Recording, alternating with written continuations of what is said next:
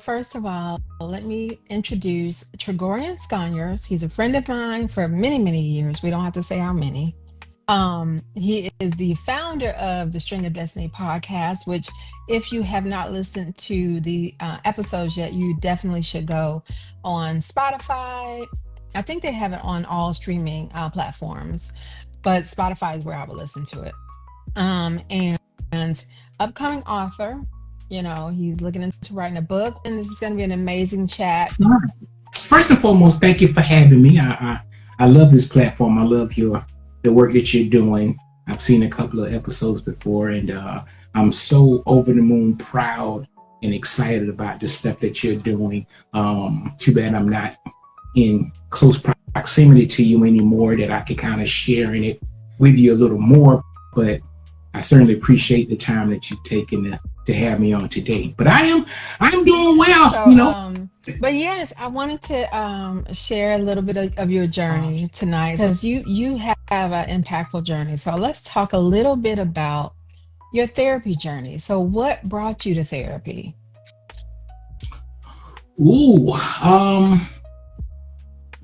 that the answer to that question requires context. I like we discussed, I lived in Austin for a couple of years, and I hurt myself, so I had to move back home to kind of convalesce. And this was 2000, the end of 2018, 2019, that I moved back home, and early winter of 2020. And I got a new apartment. Me and my puppy, we got an apartment, and I was moving into the apartment, and I started coughing. And I'd been watching the news, and I heard about this thing that was, from across the waters, this COVID-19, this coronavirus thing that was gripping people. And but I was kind of susceptible to like all kinds of like sicknesses and stuff like that, so I didn't really think much of it at the time. And so I got progressively worse, and so I got really, really sick with COVID, and I'll get into that a little later. But to stick to the point where, like, I almost died. I was in the hospital for about 3 months with COVID, and a lot of life changes happened. And shortly after I got out of the hospital, I was presented with an option, if I wanted to speak to somebody about the things that I was going through. And I was of the ilk that I never actually talked bad about therapy. I was never adverse to the idea of therapy. Right. I just never thought that I would need it myself to do therapy, and I'm so glad I did. I was kind of arbitrary about it at first. I'm downright evangelical about the process now, because I was in a position where I can speak to, like, my parents. I could talk to them about anything that I wanted to, but there was some things that I was dealing with that I didn't want to speak to them about. That's a really good point. They're my parents, and their innate, like, programming is to want to help. And there was nothing that they can help me with. I had to figure this thing out, on my own. And with the help of therapy, I was able to do that.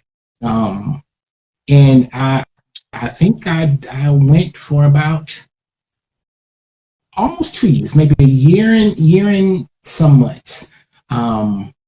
And it was a wonderful experience. I got tools in my toolbox that enabled me to, it never alleviated any problems that I felt, but it just gave me a way to kind of navigate myself through those issues that I was dealing with.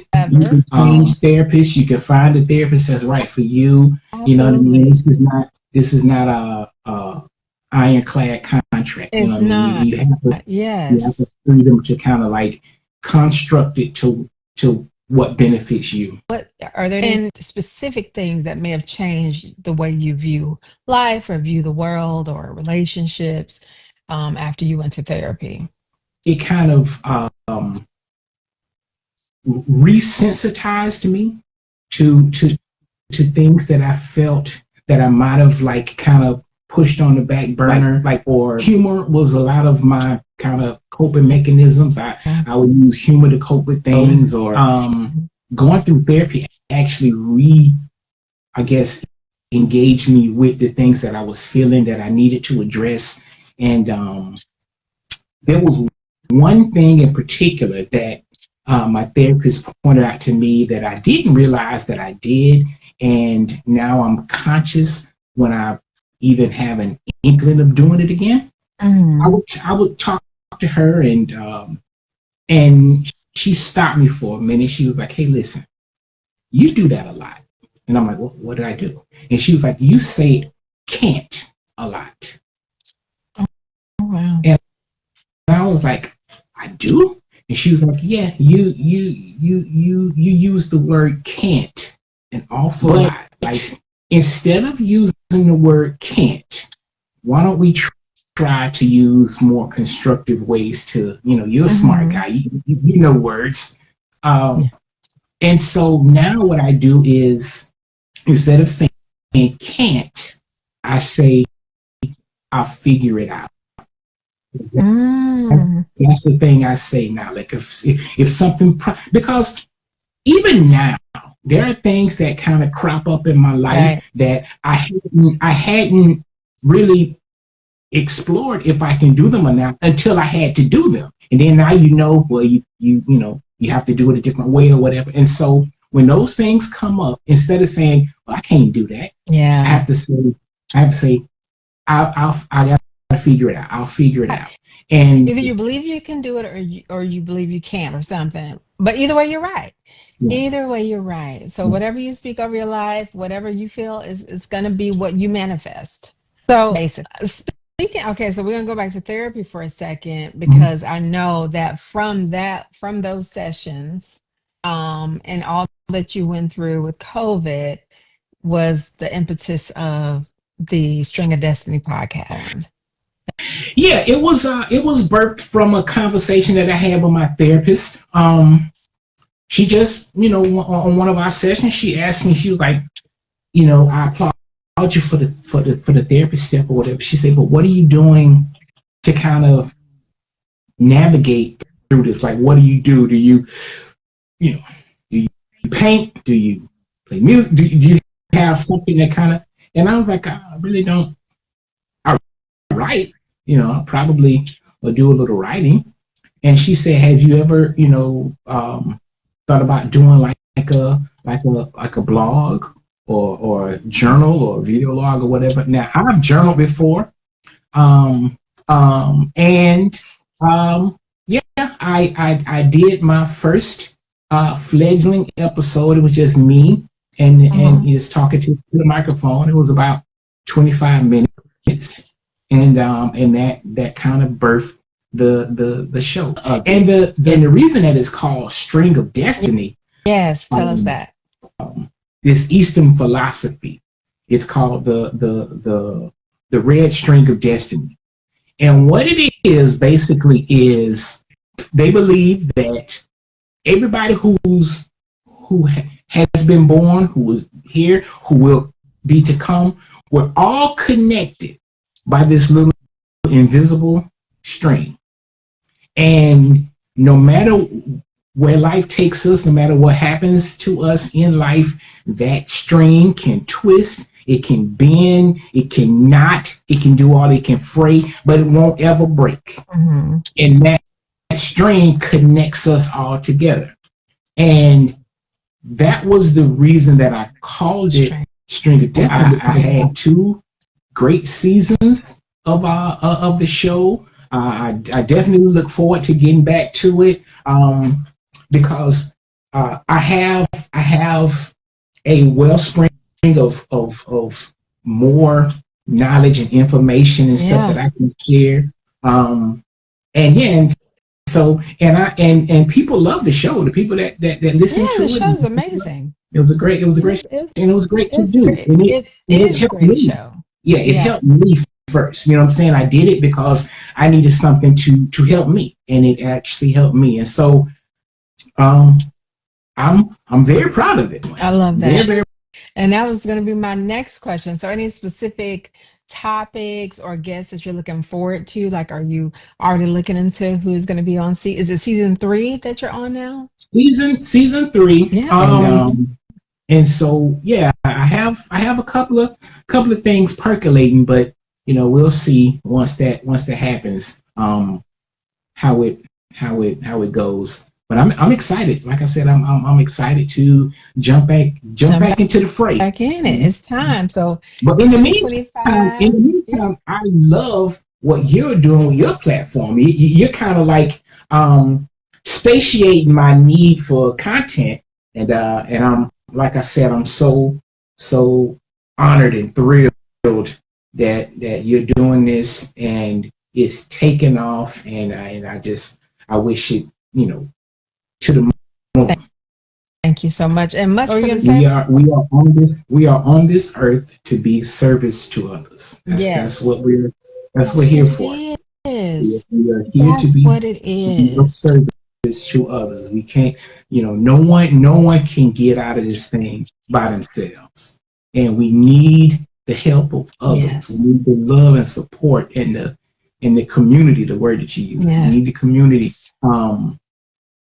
So I love what you're doing. I wish to continue to be a part of the community with you, and yeah, I look forward to seeing Bella's Lounge on the a Grammy or whatever, the Peabody Award or something. Speak that into existence. I never got a chance to get you on there, so maybe that'll be the first episode of season 3. Hey, listen, I'm game. I'm here for it, baby. I'm in it now, so Maybe we that's good. Bella's We are Lounge good. together again. Yeah. I'm good with that. But when you were talking, I was thinking about we're talking about how you had to learn to lead a guest, and I had to think about my favorite guest. He didn't need any help. He didn't No, need any help. I just asked him, um, uh, Dr. What Reddick, did how you? you doing today? And that was I He got was gone. I got 3 hours of material. He I had to fix it. was And so gone. now, when things like that happen, I'm putting you up on game now because you might run into the same thing. You have to be prepared for anything, especially if you do a Right. live like show. You I've been got aggravating you all year. Like, when you gonna get back to it? When you getting back to it? and I And and I will. because I'll do that. because the thing is, you jumped in there, right? Sight unseen, no knowledge about how to even listen to a podcast before that, and you had these amazing stories come out of it, right?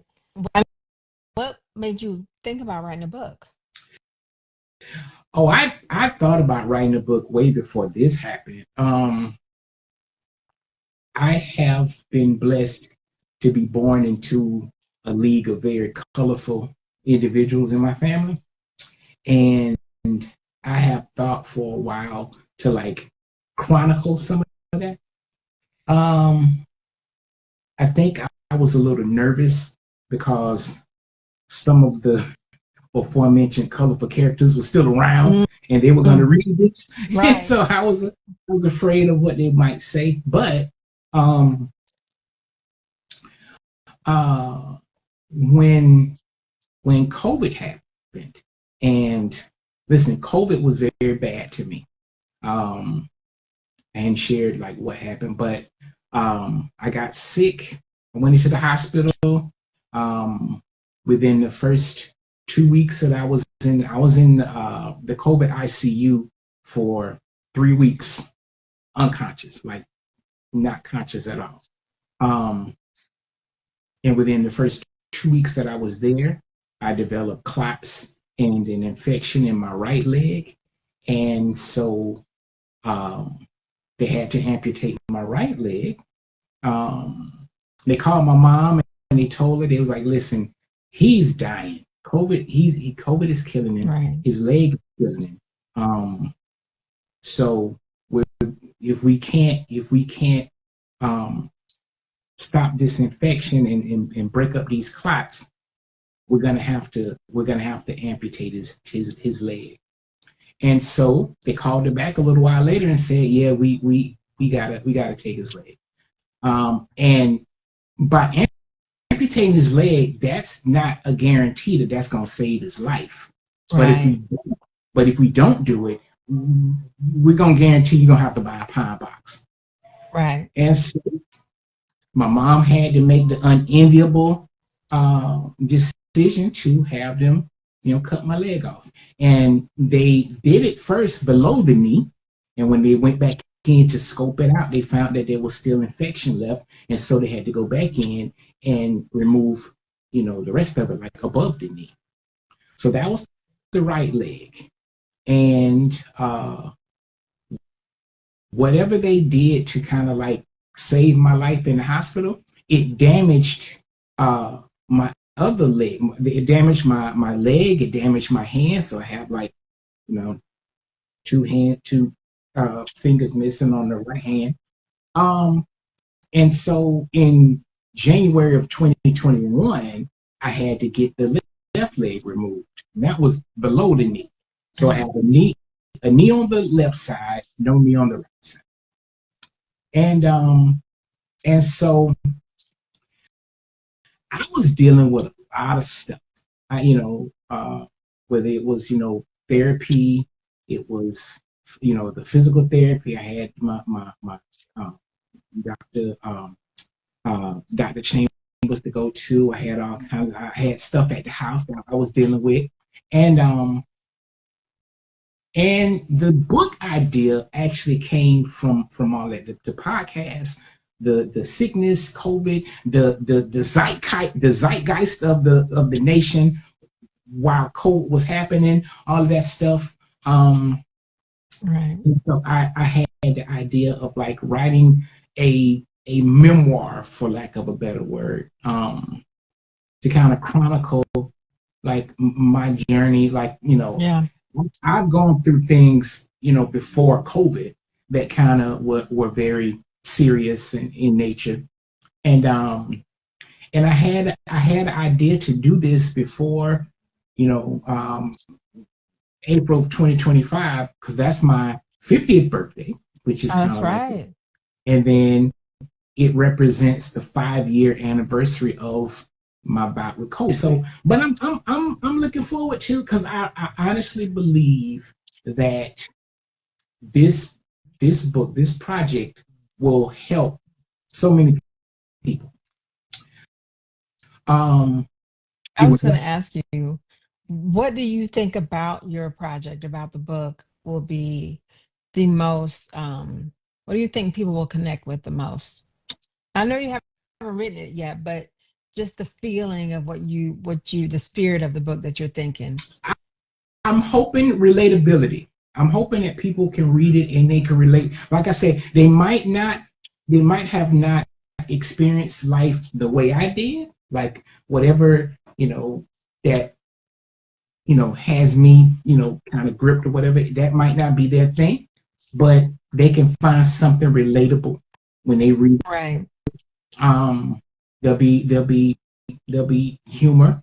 I'll introduce some of those colorful characters that I was telling you about in my family. Some who've had like deep and lasting impressions in my life, and in my journey. Um, and so yeah, it should be, or preferably it will be like very relatable to people, and that's all I can hope for. And so as we close out, what I'm gonna go back to therapy again. We're just gonna touch on a few things. For anybody who may be like hesitant to try therapy or go to therapy for the first time, what advice would you give them? Um, the best advice I can give them is to do it. Nothing ventured, nothing gained. Because if you don't prioritize your mental health, Right. it will it will become a problem down the line. It will become an issue. It's kind of like forgetting to like release the valve on the pressure cooker. You know, if you don't like periodically just pop the valve on the pressure cooker, the pressure would build up, and next thing you know, kablooey, the pot just blew your whole kitchen up. That's So so true. so That's you a great have analogy. yeah. So you have to, you know what I mean? Just prioritize your health. And it's no What's the most important message you want people to take away from your journey that you shared today? my extended string. uh that's what I on my podcast I give people a opportunity to kind of Extend like the stream. leave us leave us with something that they want us to take with them. And I call it extend the string. Um if I can Um, extend the string, yes. I would say that we are here not to be a hindrance to each other. We are here to help and support each other. And one of the best ways to ensure that you can be a benefit to others is if you take care of yourself first. Mhm. If you recognize the things that are plaguing you and take the steps to address those and correct those. And when you are uh, like in balance, you can Right. then help other people. Just like they say, you know, put your vest on. Like if you're going down in a plane, you know, put your vest on before you try to take care of other people. Yeah. Yeah. And They sure so, do. I do believe that we are all here to be in service of each other. And what better way to exhibit that love, the love that Christ has for us, the love that we should have for our fellow man, is if we show that love and show Yeah. that support and show that openness. And if your journey takes you to therapy,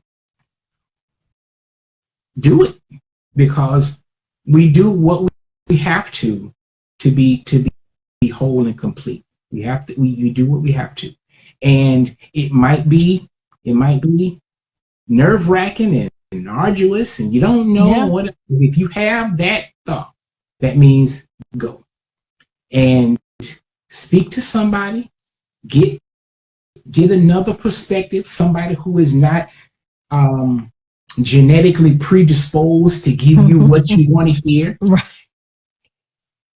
uh, and you will see the benefit. You will reap the benefits. You will come out of that. Like you said, nobody's going to therapy and come out worse, No. except if Hannibal Lecter was their therapist. Right. But Right. Right. but you know, it is a wonderful tool at our disposal, because Yeah. for people didn't even have the opportunity to go to therapy.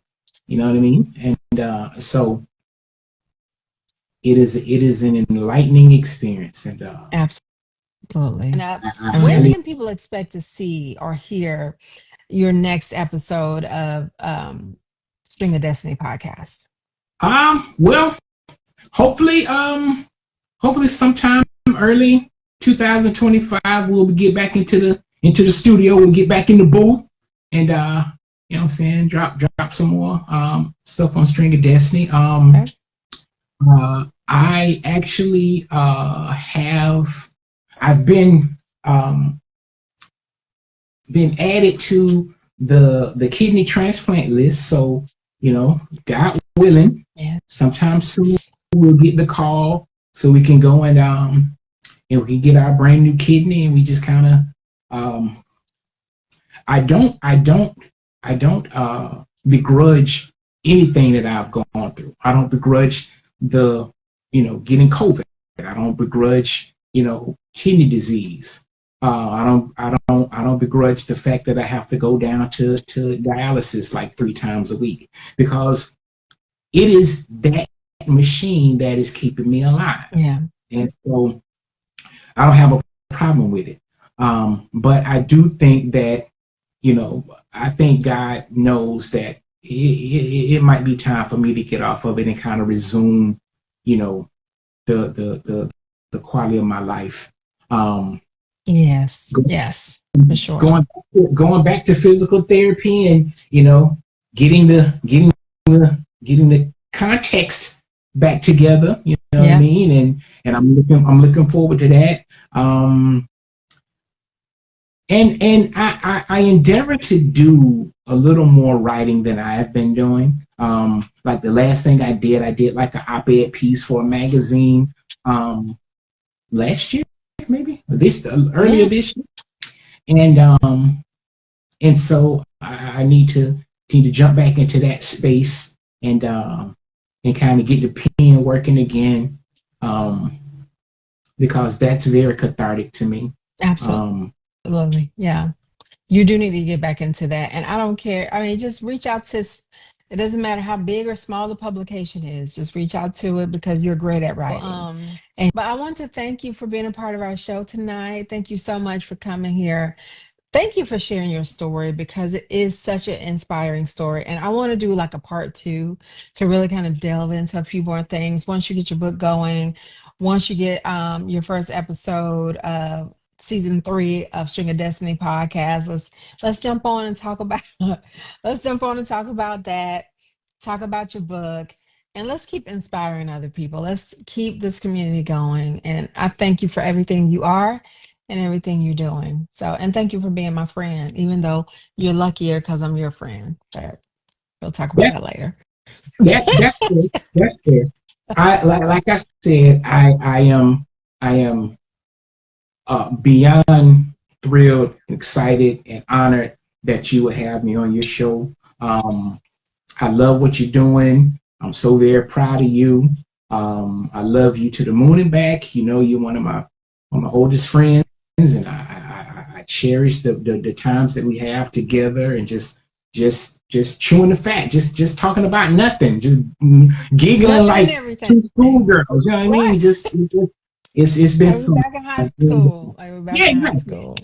And so and I thank you for allowing me to share the space with you today. And yeah, when I get all this stuff up and running, we'll be back. We back on it, y'all. So thank you again, Gregorian, and everybody that's gonna watch this. Remember to always stay focused, y'all. Stay positive and always stand in your power. Don't let nobody take that away from you. And until next time, y'all, take care.